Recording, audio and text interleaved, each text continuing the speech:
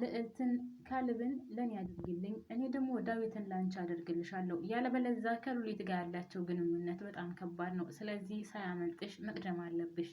ያለበለዚያ ያመልጥሻል። እኔ እንደምትወጂውና እንደምታፈቅሪው አውቃለሁ።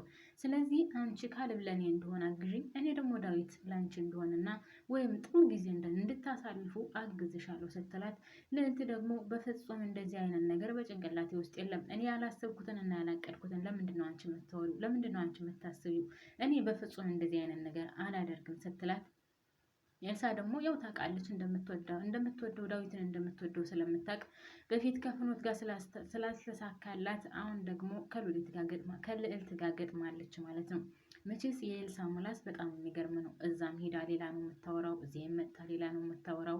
እናም ኤልሳን ልዕልትን ለማሳመን በጣም ብዙ ነገሮችን አድርጋለች። ነገር ግን መጨረሻ ላይ ዳዊት መጥቶ ሉሊት የት አለች ብሎ ሲጠይቅ እሷም ተናዳለች ማለት ነው። በጣም እጆቿን እያፋተገች እና ኤልሳን ቻው ብላ ስትሄድ ኤልሳ ደግሞ በጣም ደስተኛ ነበረች። ነገሮችን ብታስቢባቸው ይሻልሻል። ይኸውልሽ አይደለም እንግዲህ ማየት ማመን ነው። እናም እሱ ያለ ሉሊት አይሆንለትም። አንቺ ደግሞ ትወጂዋለሽ፣ ታፈቅረዋለሽ። ስለዚህ ከእጅሽ ሳያመልጥሽ አግዥኝ ላግዝ ስትላት፣ ልዕልት ደግሞ በጣም ተናዳ ቻው በቃ ብላ ትወጣለች ማለት ነው። ከዛ እሷን ቻው ብላ ስትወጣ ኤልሳ በጣም ደስተኛ ነበረች ከሚገባው በላይ። እሰይ እንዴት አይነት አጋጣሚ ነው! በጣም ነው ደስ የሚለው እያለች በጣም በደስታ እብድ ብላለች።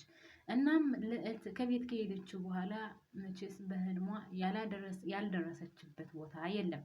እናም ተኝታ በጣም ብዙ ህልም ነው ያለመችው። ከዳዊት ጋር ቁጭ ብለው ሲጫወቱ ሶፋ ላይ፣ አልጋ ላይ፣ ብቻ ምን ልበላችሁ በጣም ብዙ ቦታ ላይ ሲጫወቱ፣ ተኝተው እቅፍ አድርጎ ሲስማት፣ ሶፋ ላይ ቁጭ ብለው ሲደባደቡ፣ ምግብ ሲሰራላት፣ ብቻ ያላየችው ህልም የለም።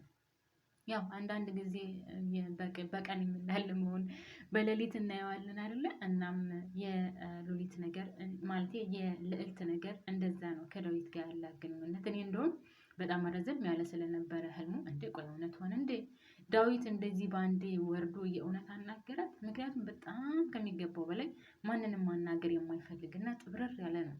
እናም እንዴት አናገራት ብዬ እኔ ራሴ በጣም ነበር የደነገጥኩት። እናም እሷ ግን ህልም ውስጥ ናት። አንድ ጊዜ ሶፋ ላይ ሲጫወቱ፣ አንድ ጊዜ ደግሞ መንገድ ላይ ወጥተው መንገድ ላይ ሲሳሳሙ፣ ሲተቃቀፉ፣ ብቻ ያላየችው ህልም የለም። ህልሙ ግን መጨረሻ ላይ ያው ህልም ሆኖ ከእንቅልፏ ከመባነኗ በፊት ዴቭና ልዕልት አልጋ ላይ ተኝተው፣ ከዛም ዴቭ ግንባሯን ሳም አድርጎ ቀስ ብሎ ተነስቶ ለልዕልት ቁርስ ሊሰራላት ሲል ቁርስ እየሰራላት ማር ቤት ገብቶ ሽንኩርት እየከተፈ፣ ከዛ እሷ ከእንቅልፏ ተነስታ ወደ ማር ቤት ስትሄድ እሱ ምግብ ማለት ሽንኩርት እየከተፈ ነው።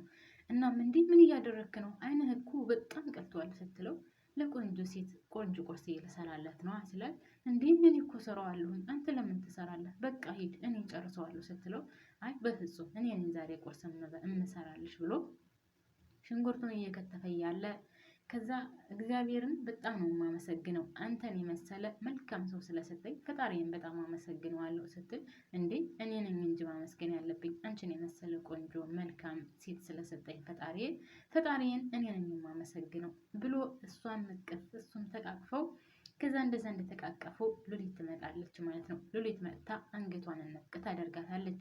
ከዛም አንቺና ዴቭ የምታደርጉን ነገር እውነት ትክክል ይመስላችኋል እንዴ? ትክክል ነን ብላችሁ እያሰባችሁ ነው ስትላት፣ እንዲህ ምን አደረግን? ቁርስ እኮ እየሰራን ነው ልዕልቴ እህቴ ምን አደረግን ስትላት፣ ምን አደረግን ትያለሽ እንዴ? የምታደርጉን ነገር ልክ ነው ብለሽ ታስቢያለሽ ስትላት፣ እንዴ ባሌ እኮ ነው ስትላት፣ ባሌ ነው ዴቭ መቼውንም ላንቺ ሊሆን አይችልም፣ ዳዊት ላንቺ መቼውንም ሊሆን አይችልም ብላ ሉሊት አንገቷን እንቅ አድርጋታለች ለልዕልት። እናም ልዕልት ደግሞ ያው አረ እህቴ ገደልሽኝ አነቅሽኝ እኮ እያለች ከእንቅልፏ ብንን ስትል እዛው እየቃዠች ነው እና ብላ ጮክ ብላ ከእንቅልፏ ብንን ትላለች ማለት ነው። ከዛ ስትነቃ እንደው ደስ የሚለው ነገር በህልሟ ነው ማለት ነው ቤተሰቦቼ። እናም በጣም ጮሃ ስለነበረ እናቷ ደንግጣ ትመጣለች እና ምን ሆነሽ ነው ደግሞ የምትጮህ ብላ ትጮህባታለች እናትየው። እኔ እንጃ እማዬ በጣም የሚያስፈራና ግራ የማያጋባ ህልም ነው ያየሁት።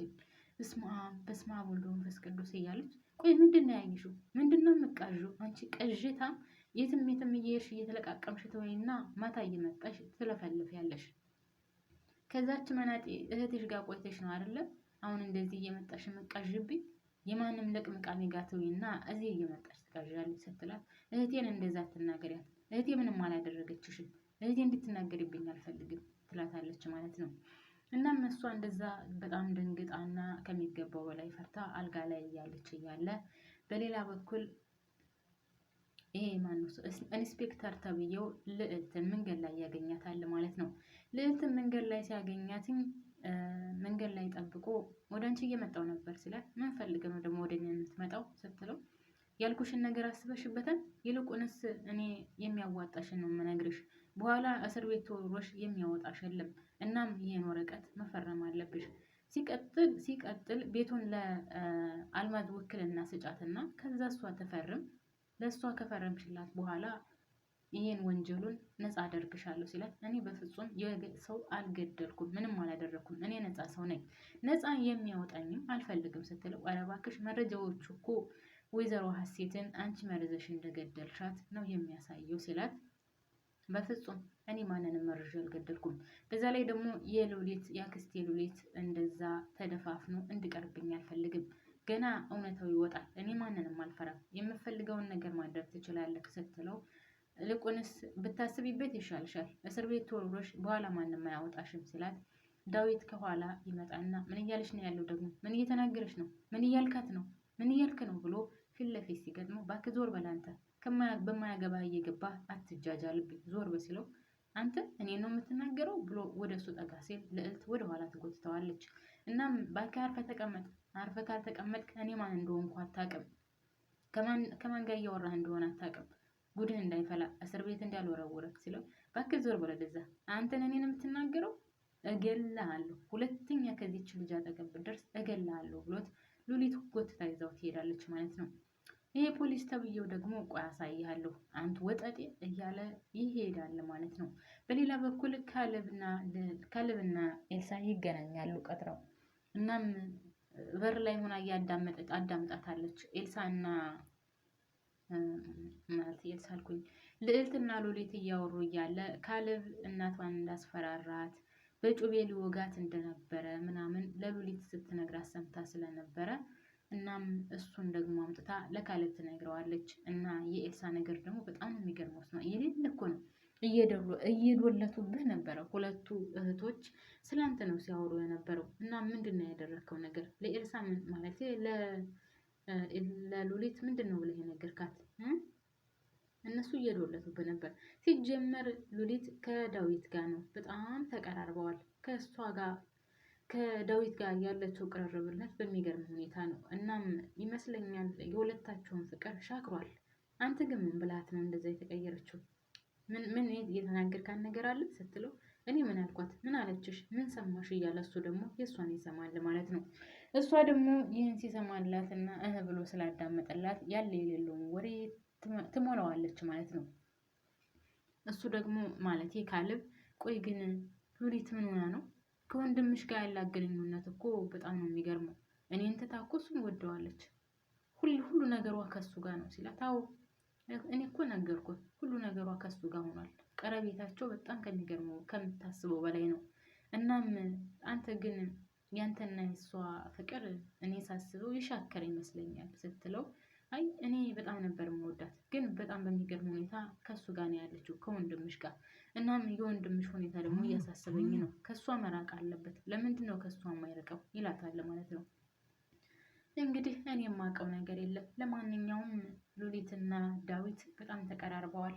ስለዚህ አንተ ዝም ብለህ አትሞኝ፣ ያንተ ፍቅር አልፏል፣ ይልቁንስ እኔ እሻልሃለሁ እያለችው መቼስ የራሷ ለማድረግ የማታደርገው ነገር የለም ኤልሳ። የኤልሳ ነገር በጣም ነው የሚገርመው። ውድና የተከበራችሁ ቤተሰቦች አንድ ጊዜ ከፍኖት ጋር ያሳካላት ብሎ ፍኖት ስትሄድ ደግሞ አሁን ወደ ልዕልት ገብታለች ማለት ነው። እሱም አልበቃ ብሎ ከዛ ያልሰማችውን መጥታ ለካሌብ ሌላ ነገር ነው የምትነግረው። እነሱ ሲያወሩ የነበረው ካሌብ ወይዘሮ አልማዝን በቢላ ሊወጋት እንደነበረ እንዳስፈራራት ነው ሲያወሩ የነበረው። እሷ ግን መጥታ ለካሌብ የነገረችው ሌላ ነገር ነው። እና ለማንኛውም ድራማው እንግዲህ ሁለቱ እንደዚህ ተነጋግረው ከጨረሱ በኋላ ነው ካሌብ ተናዶ ወደዛ ሲሄድ፣ ኤልሳ ደግሞ በጣም ደስ የሚል አጋጣሚ ነው። አቦ እንዴት ደስ ይላል! ኤልስዬ በርቺ፣ ጎበዝ፣ ጠንክሪ እያለች ድራማው ያልቃል ማለት ነው። የተከበራችሁ ቤተሰቦቼ እስካሁን አብራችሁን ስለቆያችሁ ከልብ አመሰግናለሁ። ባባይ